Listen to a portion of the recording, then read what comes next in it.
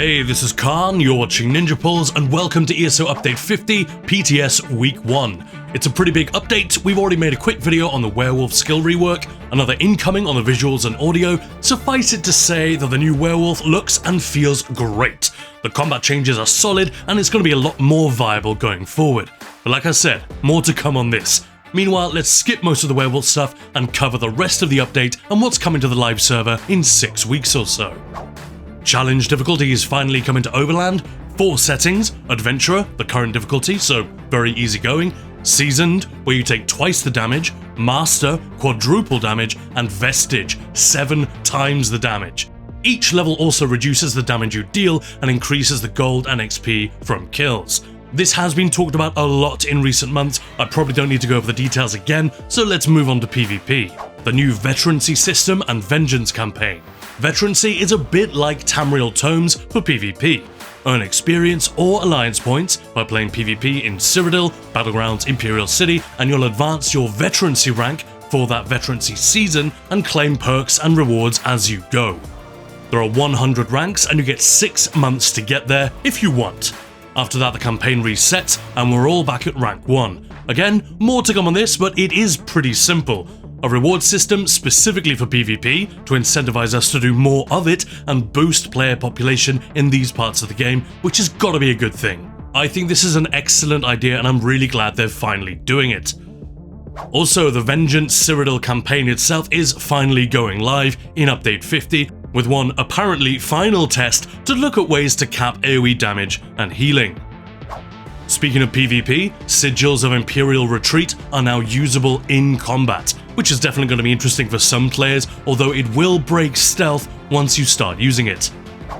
Class Mastery is also coming, a system which grants special class passives if you don't subclass, and if you keep all of your 3 original class skill lines.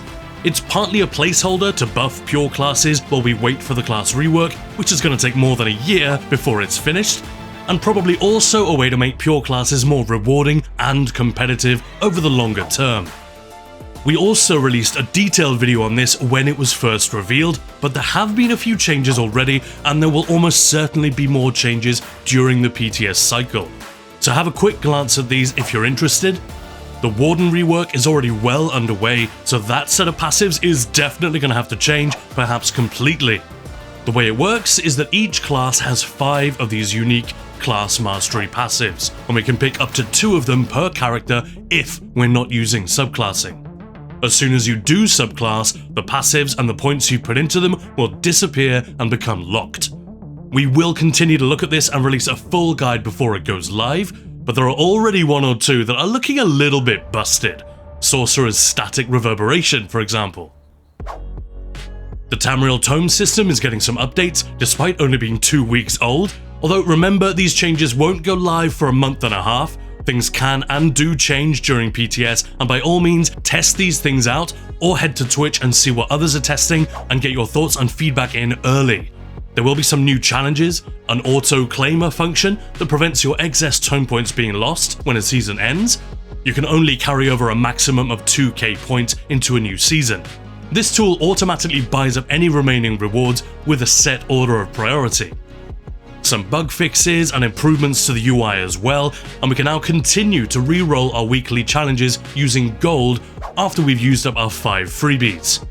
The gold cost per reroll goes up every time to a maximum of 10,000 if there's something you're really desperate to avoid.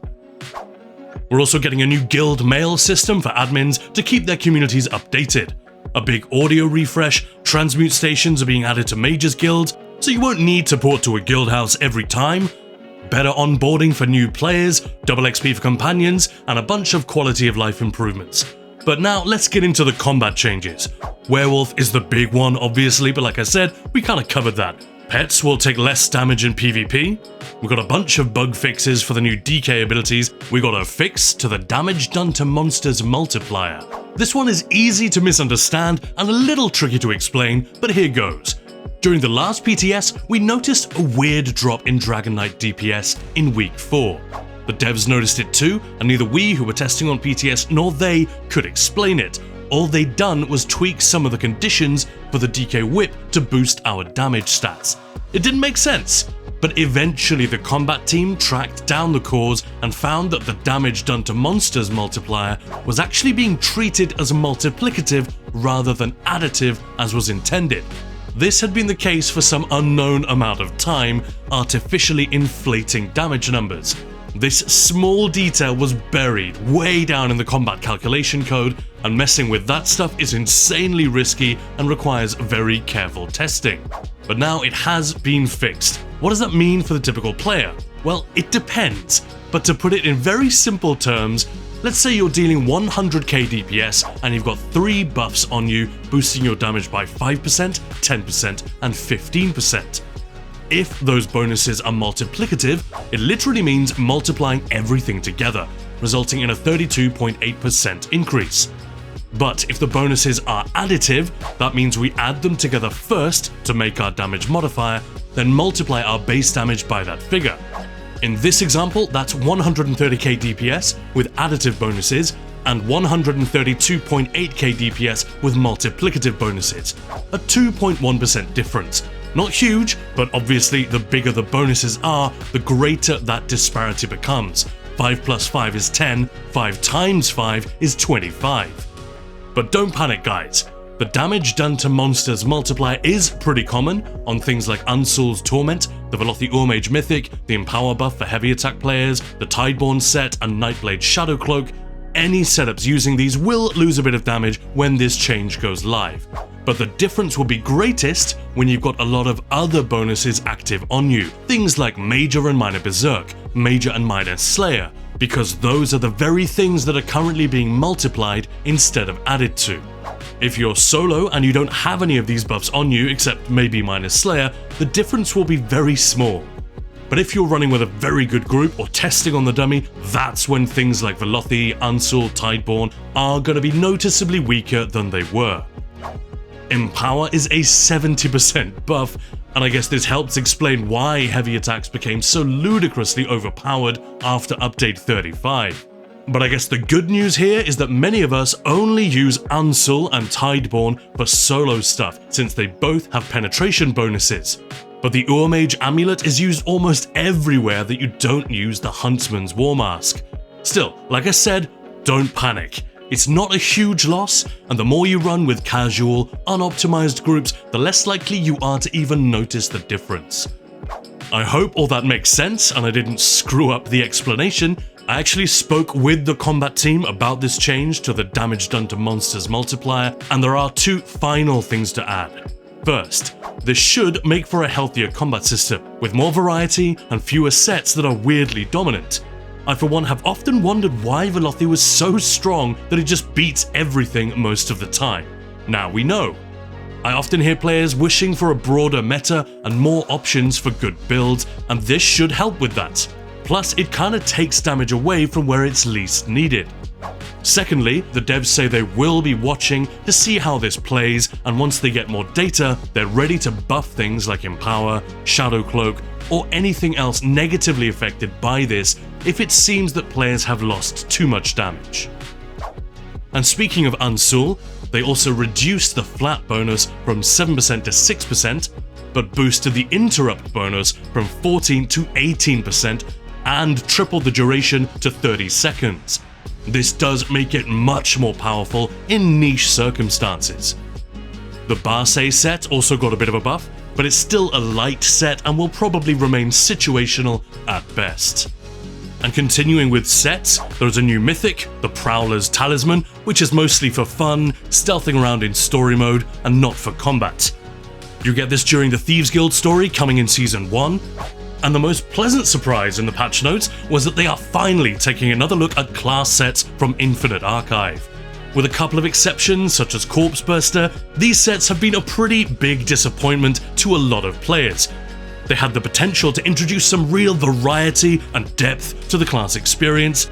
Too often, all damage dealers just run the same 4, 5, 6 damage sets in the same situations, and class sets were a great way to differentiate and fix that problem.